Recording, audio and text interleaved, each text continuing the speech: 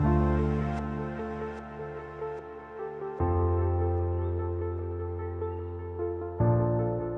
a allé jusqu'à le mariage, tout va bien.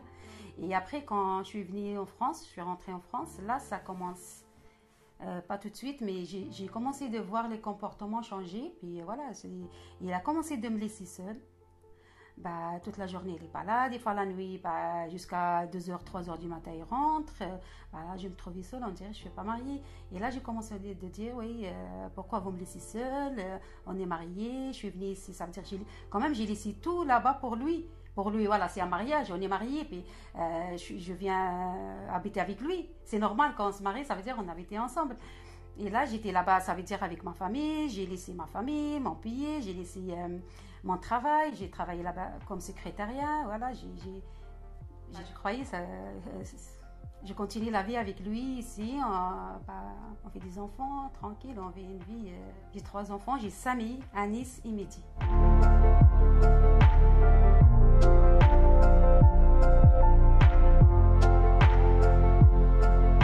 Ça a commencé aussi avant, mais après l'enfant, ça a aggravé. Il a commencé de m'insulter, il a commencé jusqu'à il a allé me taper, il m'a tapé devant sa famille.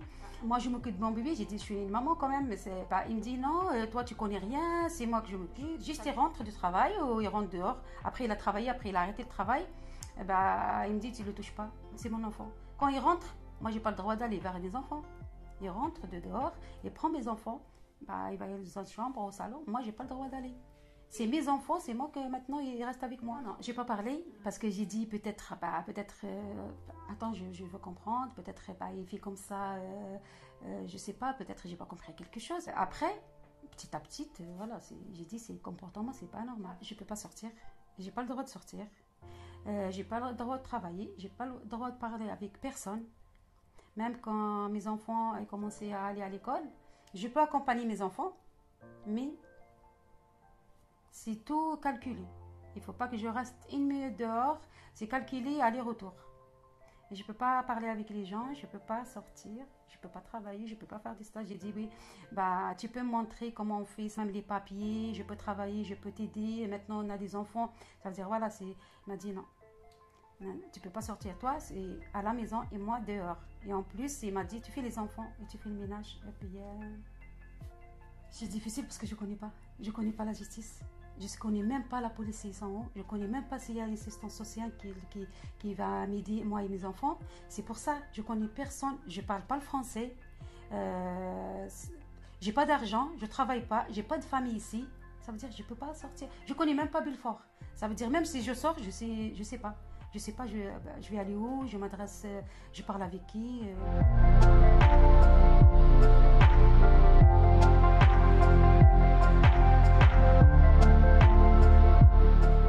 Najette, la première fois que je l'ai rencontrée, c'était lors d'une permanence juridique chez Solidarité Femmes. La première problématique, ça a été ses enfants. Qu'elle ne pouvait plus voir ses enfants, que son mari, puisqu'elle était encore mariée à cette époque-là, en 2013, son mari l'empêchait de voir ses enfants. Et donc comment elle pouvait exercer son autorité parentale sur ses enfants et comment pouvoir récupérer ses enfants. Elle était vraiment focalisée que sur ses enfants. Elle faisait abstraction des violences conjugales qu'elle subissait. Et ça, je l'ai su un peu plus tard, au bout du 3e ou 4e entretien, où là, elle a évoqué les questions de violences conjugales. Elle n'a pas voulu les évoquer lors des premiers entretiens. C'était quelqu'un de très introverti, qui avait peur de tout le monde et qui ne donnait pas toutes les informations, qui donnait quelques éléments.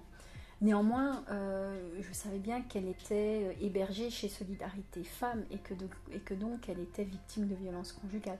Mais je n'ai pas voulu la forcer à me le dire. J'ai attendu qu'elle me le dise d'elle-même.